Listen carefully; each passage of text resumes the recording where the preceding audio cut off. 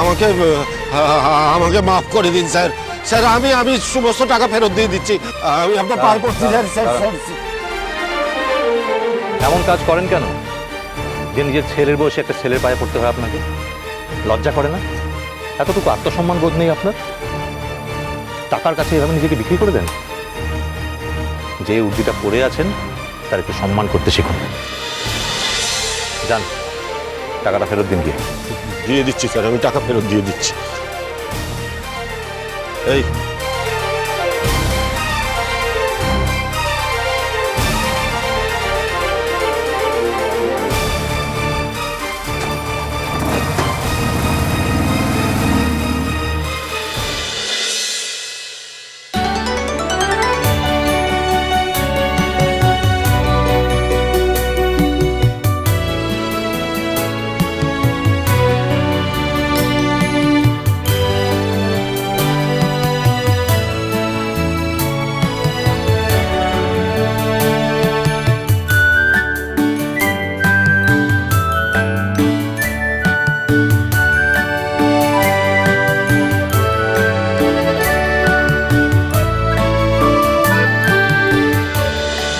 এটা হচ্ছে সেই মাইনর মেয়েটিকে বিয়ে করতে চাইছিল, তার এগেনস্টে ব্যাপারটা পুরোটা।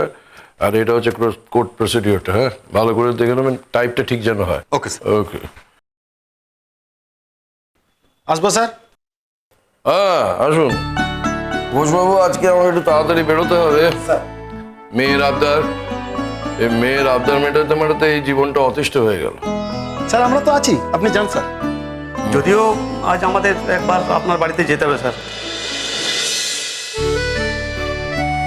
যেতে হবে মানে? মানে ঠিক আছে, আসবেন সে তো ভালো কথা। মানে এমনি তো নাকি? আপনার মেয়ে তো আমাদের ইনভাইট করছে স্যার, রাতে ডিনারের নিমন্ত্রণ আমাদের। মানে আমার মেয়ে আমাকে না জানিয়ে এই সমস্ত কাণ্ড কারখানা করে বসে আছে? স্যার একটা কথা বলি স্যার, আপনার মেয়ে না আপনি অন্ত প্রাণ, মানে আপনি যারা কিছুই জানেন না।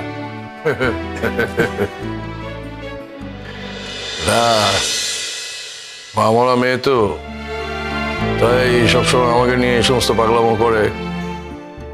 কিন্তু আমার কাছে তো কাজ ছাড়া অন্য কিছু প্রায়োরিটি পায় না।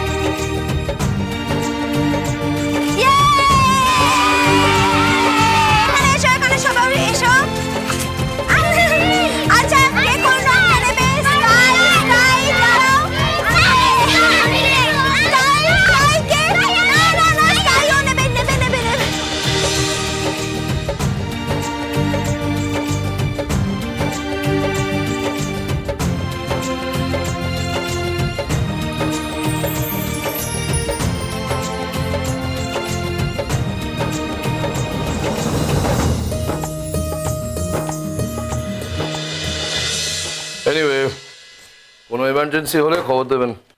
স্যার এমার্জেন্সি তো একটাই, গগনা আর তার দলের কার্যকলাপ। জঙ্গল তো স্যার একবারে ফাঁকা করে দিচ্ছে। যত দিন যাচ্ছে স্যার তত ওরা শক্তিশালী হচ্ছে।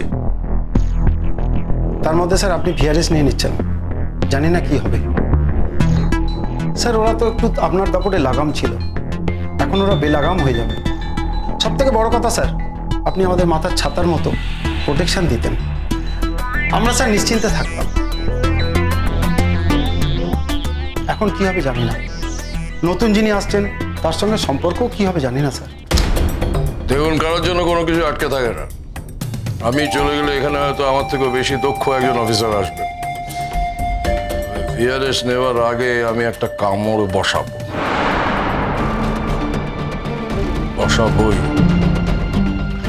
আমি হেড অফিসে সবকিছু মেইল করে লিখেছি, ওখান থেকে হয়তো কোনো স্পেশাল টাস্ক ফোর্স আসবে, হয়তো কোনো হাই অফিসিয়াল। চলে যাওয়ার আগে গগনাকে বিট করার একটা উপায় বার করেছি। ওকে অ্যারেস্ট করতে না পারলে এই এলাকায় শান্তি ফেরানো যাবে না স্যার। শুধু গাছ কাটা নয়, ও তো এই এলাকায় ত্রাস হয়ে উঠছে দিন দিন। আমি চলে যাওয়ার আগে একটা এসপার না হয় ওসপার করে যাবই। গগনার এত বড় সাহস যে আমার মেয়েকে রোজ উত্তপ্ত করে চলেছে। আচ্ছা দিয়ে দে, আমি আসছি। স্যার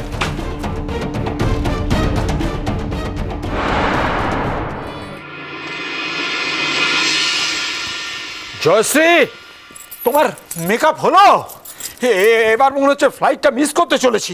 ও ভয় আমার আর হাত পা ঠান্ডা হয়ে আসছে।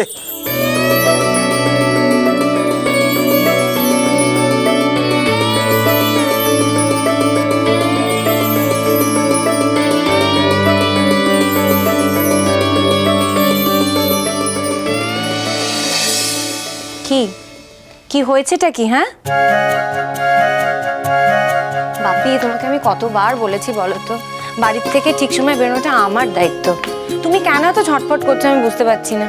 ছটফট করবো না? শোন মা, আমরা শহর কলকাতায় থাকি না যে টুক করে গাড়িতে উঠলাম আর টুক করে এয়ারপোর্ট পৌঁছে গেলাম। আমরা থাকি কোন এখান থেকে এয়ারপোর্ট পৌঁছতে পাক্কা 1 ঘন্টা সময় লাগে, আর রিপোর্টিং টাইম 2 ঘন্টা আগে। আচ্ছা, বয়স্ক লোকটা কিরকম একটা গুল মারছে দেখো।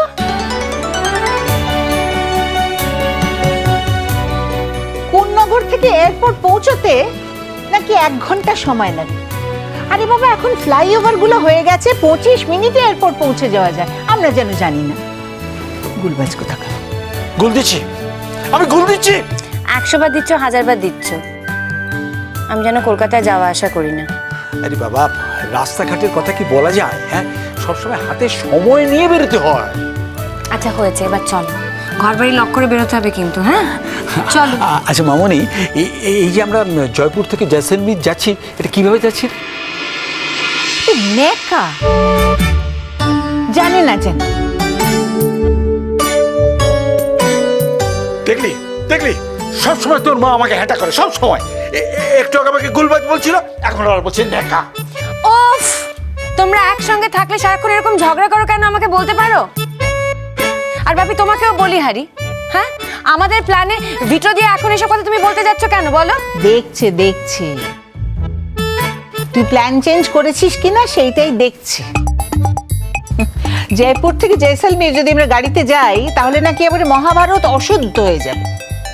উফ, এত টেনশনের বাতিক না লোকটার। আমরা নাকি সব মরে ভূত হয়ে যাব গাড়িতে করে গেলে।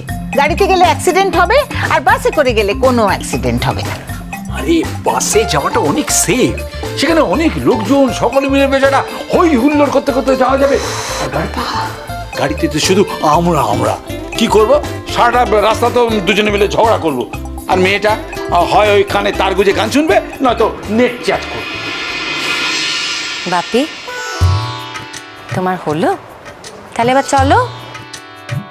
তাই না তাই, যত আজে বাজে কথা। যা যা পারি না সারা জীবন ধরে এই লোকটার জন্য আমাকে তাই তাই করে যেতে হবে। নিজেরা কোথায় আরাম করে একটু গাড়ি করে যাব তা না, ওই গাদাগাদি করে 10টা লোকের সঙ্গে বাসের মধ্যে কটর কটর কটর কটর করতে করতে যেতে হবে। মা, তুমিও কিন্তু ভীষণ বাড়াবাড়ি করো জানো তো। শোনো, আজকাল লাক্সারি বাসগুলো মোটেই খারাপ হয় না, যথেষ্ট ভালো হয়। সবাই মিলে কমফোর্টেবলি হয়ে করতে করতে চলে যাবো, 5-6 ঘন্টার তো ব্যাপার। আর দেখো, বাপির যখন এত খারাপ লাগে, যখন গাড়িতে যেতে এত ভয় করে, তখন কি দরকার? এটা কি তুমি একটু কনসিডার করতে পারো না? হ্যাঁ শোন, ভালো লাগুক আর খারাপ লাগুক, উনি যখন একবার মুখ থেকে খসিয়েছেন কথাটা, তার তো নড়চড় হবে না, সেইটাই তো করতে হবে। এবার কিন্তু যেতেই হবে। কি হলো, সুটকেস নিয়ে রওনা দিলে যে? তো বাড়িটা কে লক করবে শুনি? ঠিক আছে, তোমরা গাড়ি থেকে বসো, আমি আসছি। বাপি শোনো, ঘর বাড়ি কিন্তু সব ঠিক করে লক করো। হ্যাঁ, 2 বার করে চেক করো। মা চলো, আমরা বরং কয়েকটা লাগেজ নিয়ে গাড়িতে চল উঠি। চল চল। চাবিটা কোথায় রাখলাম রে বাবা? এই নে। আচ্ছা, ঘরদোরগুলো ভালো করে বন্ধ হয়েছে কিনা দেখো, আরে হ্যাঁ রে বাবা, আলমারিগুলো চেক যাও না, হ্যাঁ দেখছি। এই, পেয়েছি। দরজাগুলো ঠিক করে লক করো।